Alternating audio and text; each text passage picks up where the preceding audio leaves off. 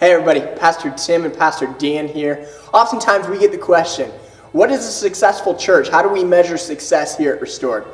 Well, there's a couple different ways you can measure success. You can measure success culturally, or you can measure it biblically. Culturally, our tendency is to measure success by seating capacity. How many people can we gather in one room at one time? Hoard everyone to ourselves. But really, we want to define success biblically in that we believe the true measure of success is sending capacity.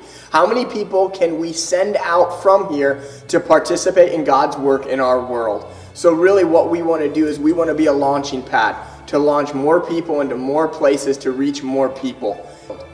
One of the biggest ways we've already done that is we've sent out Jake and Lacey Claypool, and last week Jake did a phenomenal job talking about the story of Joseph, and it was so cool to have him back to preach with us after we sent them out to Nebo Baptist Church. The lead pastor there at Nebo met with us for lunch and asked if we had anyone that we could send, and at that point we had a decision to make. Do we want to keep leaders for ourselves, or are we more about the kingdom than we are about our own local church? So we decided to send Jake and Lacey to them. They've been serving there for over a year, doing a killer job, and we're so excited that we've been able to be a part of the greater kingdom work in Nanticoke as well as Wilkes-Barre. Not only are we doing things locally, but we're also a part of things internationally as the gospel moves forward in other parts of the world. The Walton family is playing a big role in what God is doing in Niger, West Africa. We're thankful as they're sending church to have the opportunity to partner with them, to support them financially, to pray for their efforts there. And we're excited to see how God is going to continue to use them as we send them back to Niger in the future. In the city of Hazleton, we've seen a lot of news coverage about how much that city needs the gospel, just like Wilkes-Barre does.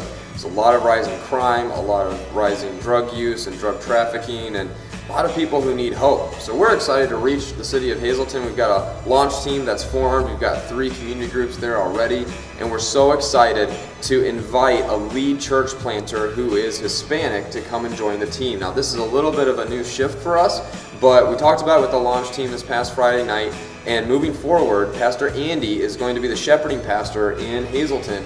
But we're looking for a lead Hispanic pastor that can team up with Andy and the launch team so that they can move forward in this mission to multiply followers of Jesus in Hazleton. Yeah. You know, as you think about the heart of being a sending church, it really, at the heart of it, is about generosity. And we want to be generous not only with our time, not only with our leaders, we want to be generous financially. We've had the opportunity in partnering with area organizations and being generous there. We've had the opportunity even more recently to be generous financially with Steamtown Church, our sending church in Scranton. We were able to help them in a time of need, and it's great to see the way that God is using your generosity to impact not only what's going on here as we multiply followers of Jesus at Restored, but also to partner with other organizations and other ministries that are moving the gospel forward in their area. So it's great to contribute financial resources to the kingdom of God, but even beyond that, we want to contribute more leaders for the kingdom of God.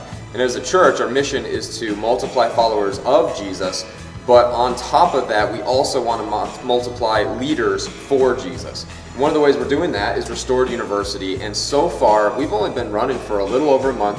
We've had 90 signups, and 16 different churches have been represented by students in this very short window of time.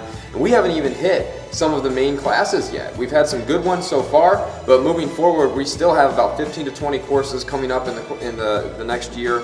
And we're really excited to multiply leaders for Jesus in areas of spiritual development, but also areas of competency and service, and see that multiply throughout Northeast Pennsylvania.